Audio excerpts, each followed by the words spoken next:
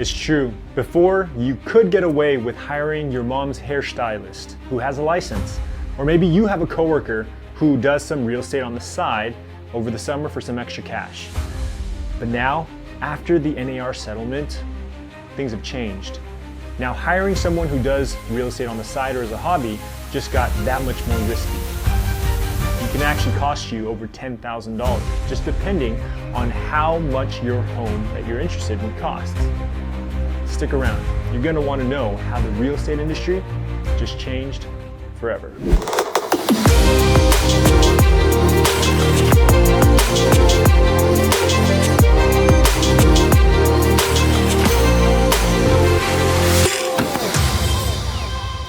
Now, before I go any further, let me just make it very clear that I am not a legal professional. The information that you hear in this video should not be taken as legal advice. Either just my personal conclusions based on the research and experience that I've gathered over time listening to other experts. So let's jump back in. The Sitzer and Burnett case, or more commonly known as the N.A.R. or N.A.R. case, which just stands for National Association of Realtors, so this is on a national scale, has taken its course, and there has been a big payout as a result of the settlement to the plaintiffs. Now, even though that this is a settlement, not a clear win or lose judgment, it still looks like a big L for the real estate professional community. Although I do have my personal opinions regarding how this all shook out, that's not what this video is about. I made this video for my clients to help them understand the X's and O's of how we practically move forward as home buyers and home sellers. To say it super plainly, sellers and their agents, because sellers' agents are an extension of the sellers, are no longer, or they're prohibited from being able to publicly offer on the MLS or other real estate websites a specific amount that is offered to cooperating brokers, or in layman terms, buyers' agents. If you currently have access to an MLS or really any major real estate website, you'd be able to see a public commission offering that looks something like this. But after July 2024, this should no longer be displayed. You wouldn't be able to see something like this because now it's against the rules. Let's pause and take this part slow because there's a lot of misinformation in regards to what I just shared with you about sellers' agents no longer being able to explicitly share a commission on the MLS. Some people mistakenly conclude that sellers are no longer able to pay or compensate buyers' agents. That's not the case. It's much more nuanced than that. But before we get into all the weeds, let me just make it very clear. Historically speaking, sellers never had to do anything. They weren't required or forced to do anything. Even before the lawsuit, sellers, they could have offered nothing to buyers' agents all along. Or they could have offered $50 to buyers' agents. Heck, they could have just skipped agents from representing them altogether and gone the FSBO route. FSBO stands for for sale by owner. But the reason why 90% or more of sellers do not go these routes is because they wouldn't have been able to sell their home. And I'm not saying at all. I'm talking about selling their home for the most amount of money, so the highest value, in the least amount of time, which is most desirable. Sometimes there's other, factors involved, like, hey, I need to sell my home in a specific period of time because that's when I have to move jobs, like relocation, right? So agents can help you orchestrate that. And on top of price and timing, it's the lowest or most mitigated liabilities, because there are a lot of legal problems that do come out of home sales. That's what I mean by 9 out of 10 sellers or homeowners using a professional agent to sell their home. Professional realtors specialize in fiduciary duty. Fiduciary duty just stands for client's best interest. Depending on the client's needs, agents mitigate the risk of liabilities through proper procedures, such as industry best contracts, correctly filled out disclosures, licensed inspections, adhering to set time periods, navigating contingencies, and ultimately just closing the sale altogether while delivering the most amount of money to the home seller in the desired time frame as best as humanly possible. Cue the N.A.R. rule change stage left. To put it bluntly, the N.A.R. rule change and settlement just makes life much more difficult for sellers, buyers, and agents of both sides moving forward.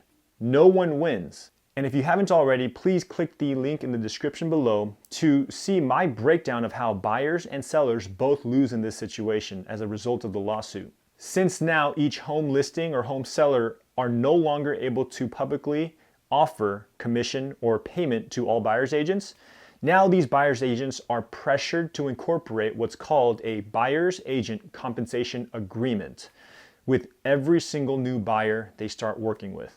Let's call this the BACA form for short. The BACA form protects agents, more specifically buyer's agents, from working for free. Reasonable, right? No one wants to work for free. This form is essentially a contract between the buyer and the buyer's agent stating a specific payment or commission at the conclusion of a sale. This ranges anywhere between 2.5% and 3%. Anything lower than that now approaches the neighborhood of discount brokers, which that's completely legal, but as they say, you get what you pay for. Commission has always been negotiable. However, if the buyer or the agent choose not to agree, neither party is obligated to continue.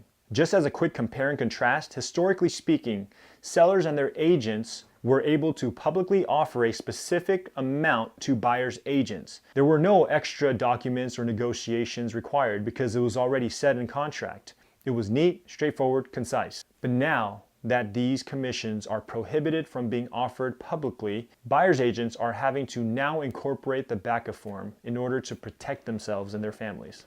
Because think about it. What if that buyer the agent was working with falls in love with the 8th home? That agent has invested all that time advising that buyer of how to get pre-approved, sacrificed time in other obligations in order to service that client. There's the drive time, and chances are by the 8th home, there are several offers been written already. And let's imagine that that seller for the 8th home decided not to offer any compensation to the buyers. And though rare, there are a number of buyers willing and inclined to ditch their buyer's agent who invested all that time to go to the seller's agent directly to have a chance at getting that home. Not only is that unfair for the buyer's agent, but now that buyer is in danger of relying on the seller's agent to represent two opposing parties' best interests. Quick thought experiment. How does an agent looking to maximize their seller's profits legitimately represent a buyer who is trying to get a home for the lowest amount possible? Not to mention negotiations for repairs and appraisal negotiations can become a nightmare because how can you really expect that agent to be objective in this case? He or she is playing both sides of the field.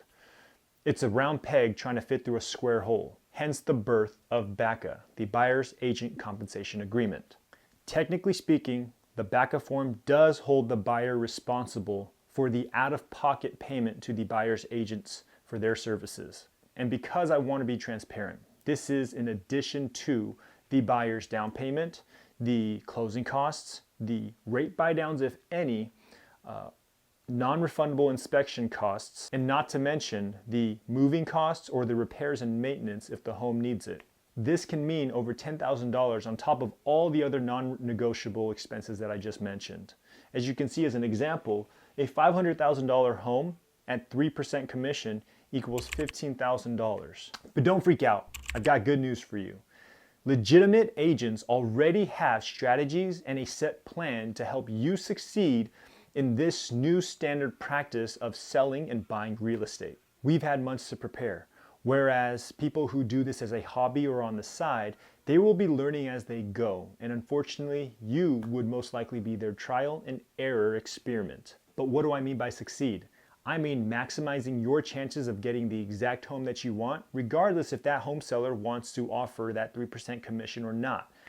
So our job is to find out a way to get the home that you want while saving you that 3%. And whether we like it or not, this is the new way of doing business. And so you want someone who has already adapted and adjusted to the new way of business to help you and your family succeed without skipping a beat. Each of my clients will be receiving the following exclusive episode that breaks down a few of these strategies to help you win. But if you're a past client, please just email me at homeswithpatkim@gmail.com and I will happily share that episode with you. Thanks for joining me, guys. Please subscribe and like this video and comment below if you have any questions. For all things real estate and solar, Pat Kim.